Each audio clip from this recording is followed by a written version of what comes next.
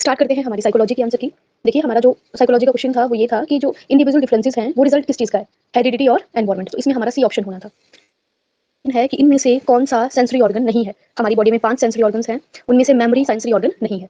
Next question था कि आपकी कौन-कौन से फैक्टर्स हैं जो कॉग्निटिव डेवलपमेंट के लिए ज़रूरी हैं। ठीक है, तो हमारी कॉग्निटिव डेवलपमेंट के लिए सारे फैक्टर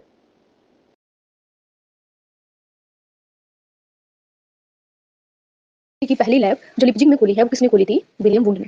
नेक्स्ट है कि आनुवंशिकता का असली कारक कौन है? तो वो है genes. Genes are the basic unit of heredity. Next है TAT which means thematic appreciation test. एक टेक्निक है जो किस चीज़ को मेजर करती है? तो वो पर्सनैलिटी को मेजर करती है। नेक्स्ट क्वेश्चन हमारा ये था कि psychology is the science of human behaviour. Psychology behaviour की स्टडी है, तो किसने बोला था? ठीक है। Education psychology is useful in. Education psychology किस चीज़ के लिए यूजफुल है? तो देखो इन सब के लिए यूजफुल है, तो ये सारे आते हैं होल टीचिंग प्रोसेस में। तो इसमें ऑप्शन डी होना था। ठीक है। नेक्स्ट है कि मेंटल हेल्थ शब्द किसने दिया है? तो मेंटल हेल्थ शब्द दिया था विलियम स्विट्जर ने। नेक्स्ट क्वेश्चन हमारा है 6 से 11 साल के बच्चे जो हैं वो कौन सी एज ग्रुप में आते हैं? तो वो हमारे आते हैं लेट चाइल्डहुड में। नेक्स्ट हमारा क्वेश्चन था कि जो हमारी डेवलपमेंट है, विकास है, ये कहाँ से शुरू होता है? ठीक है, तो ये शुरू होता है हमारे गर्भ धारण करने के बाद। ठीक है, कंसेप्शन से लेके हमारा डेथ तक जो है वो हमारी डेवलपमेंट होती ही रहती है। नेक्स्ट है मेमोरी किस तरह की होती है? मेमोरी इज हाईली, याद रखना मेमोरी की जो प्रोसेस है वो हाईली रिग्रेसिव प्रोसेस है। नेक्स्ट क्वेश्चन हमारा है कि जो इनसाइड थ्योरी ऑफ लर्निंग है वो किसने दी है? तो वो दी है जेस्टाल्ट साइकोलॉजिस्ट ने। जेस्टाल्ट एक समुदाय का नाम है। उसके बाद है जो गिलफर्ड हैं, इन्होंने इंटेलिजेंस की एक थ्योरी दी थी, उस थ्योरी का नाम है स्ट्रक्चर ऑफ इंटेलिजेंस। इसको 3D थ्योरी भी बोला जाता है।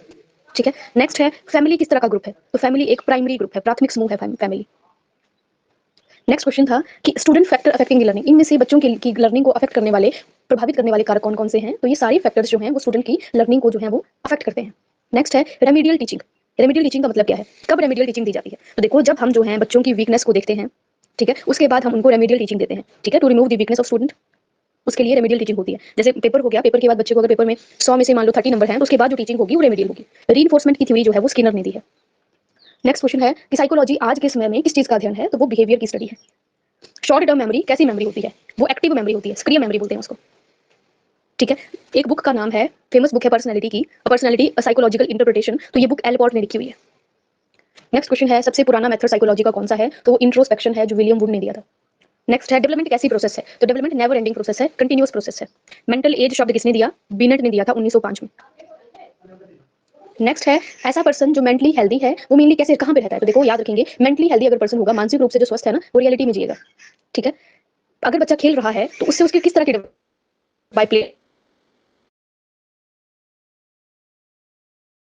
ठीक है, क्योंकि खेलने में बच्चा लड़ेगा भी, बात भी करेगा, ठीक है, और खेलेगा भी। साइको एनालिटिक थ्योरी के फादर कौन है? Father of psycho analytical theory, ठीक है, साइको एनालिसिस के फादर हैं सिगमंड फ्रॉइड। ठीक है।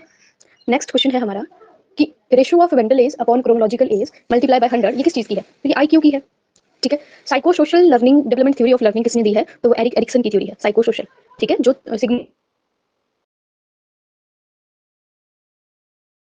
इनमें से ग्लोब, ये सारे आपके विजुअल एड्स हैं। ठीक है।